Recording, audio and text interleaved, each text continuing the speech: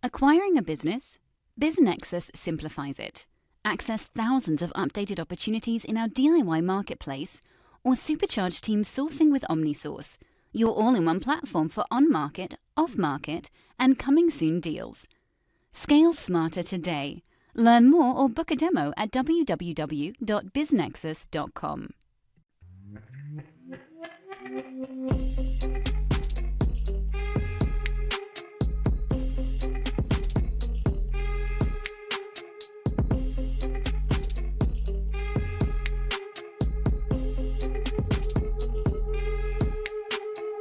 Disclaimer from the always present legal team: podcast conversations don't necessarily reflect the views of BizNexus Incorporated. Everything you hear is informational news and updates from around the industry. We're not recommending any investments. We're not offering any investment advice. Be sure to do your own homework.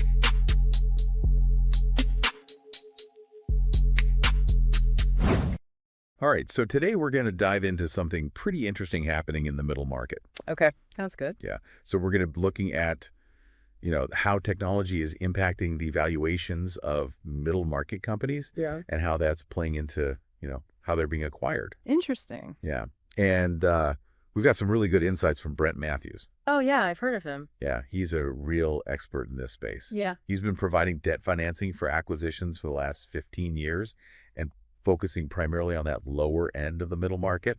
So, companies under $5 million in EBITDA since 2017. Gotcha.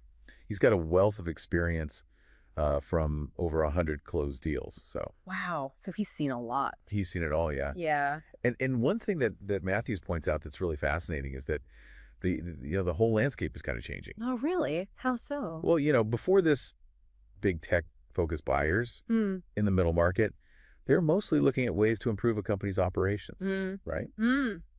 Makes sense. So things like, tightening up the accounting practices, Yeah. getting costs under control, better sales and marketing, maybe expanding geographically. Look at the nuts and bolts stuff. Exactly. Yeah. And those growth projections, back then they were usually pretty conservative, maybe around 10% year over year. Right. Steady growth. Steady as she goes. Yeah. And anything more ambitious, Mm-hmm. if you're looking for rapid growth, you would typically need different kinds of financing to make that happen. Makes sense. They wanted to manage that debt carefully, right? Exactly. Yeah. Yeah, it was all about that reliable growth to keep things sustainable. Right. But Matthew says that the story is very different now. Oh, so what's changed?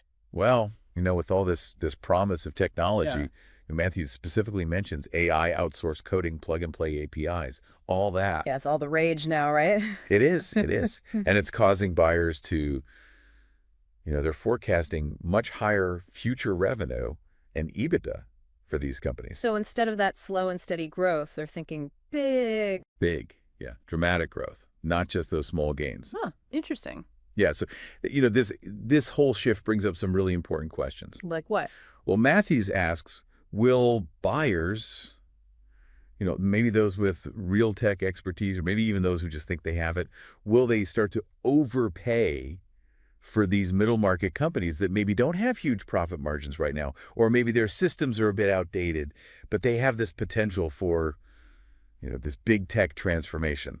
I see. So they're betting on the future, not necessarily the present. Exactly. And that raises a really interesting point for those traditional value-focused buyers in the middle market. Yeah. The ones who've always looked at the fundamentals. Yeah, how do they adapt to this new landscape where tech-driven growth is, potentially the main driver of a company's value? Yeah, it's a big question. For sure. Now, what I find really valuable about Matthew's perspective is that, it's not all just theory. He's been in the trenches. He's got all this real-world experience in the middle market. You're right. He's not just talking the talk. Exactly. And he shares 3 key observations that I think are really worth highlighting. Okay, I'm all ears. Well, first off, he says, and this is something I think we all know to be true, but all projections, whether they're optimistic or pessimistic, they end up being inaccurate in some way. Yeah, that's life, right?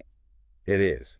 But his second point is really important. He says that implementing technology in these middle market companies, it almost always ends up costing more and taking longer than anyone initially planned for. Oh, yeah, that makes sense. It's easy to underestimate the complexity. Exactly. And, that outsourced coding that seemed like such a good idea on paper, it might not be as smooth as it seems. Right.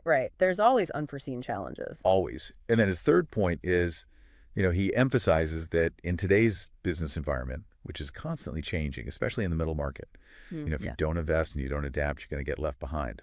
It's survival of the fittest out there. It really, so, for our listeners out there, you might be thinking, why should I care about all this? Yeah. How is this relevant to me? Well, regardless of whether you're directly involved in acquisitions or not, this whole thing shows just how deeply technology is influencing business, even in those sectors that you wouldn't traditionally think of as being super tech-driven. Right. It's not just Silicon Valley anymore. Definitely not. And it also highlights just how dynamic the whole concept of a company's worth is. Yeah. It's not static. Right. It forces us to really think about what truly drives value. Yeah. Is it the current state of a business, or is it the potential that technology brings? Exactly. And can that, that allure of future tech, Right. can that sometimes overshadow the realities of the present? What's actually happening on the ground in the middle market? Yeah, that's a really good question. And so it all comes down to this, we're seeing this really interesting tension play out. How so? Well, on the one hand, you've got all this excitement about the transformative potential of technology, how it can revolutionize these middle market companies. Yeah, everyone wants to find the next big thing. Exactly. But then on the other hand, you have the realities of implementation, which, as Matthews points out, can be complex. It can be expensive. It can be time consuming. It's not as simple as flipping a switch. Not at all. And so this brings us to a final question for our listeners to ponder. What's that? Given all this uncertainty around implementing technology, how should investors and business owners really balance that promise of future potential with the current fundamentals of a business, when they're looking at acquiring a company in the middle market? Yeah, that's a tough one. You don't want to get caught up in the hype, but you also don't want to miss out on a good opportunity. Exactly. It's a real balancing act, and it's something that I think everyone needs to be thinking about as this whole landscape continues to evolve. All right. So yeah, thanks for joining us on this deep dive into the middle market. It's a fascinating topic and one that I think we'll be revisiting in the future. Definitely looking forward to it. All right. Until next time. See ya. Take care. Bye-bye. Thinking of exiting your business or taking on a private equity partner to help you grow faster? BizNexus has you covered. Tap into our network of thousands of best-fit investors, acquirers, and proven M&A advisors, and we'll help you begin the relationship confidentially on your terms, your timeline. Learn more at biznexus.com.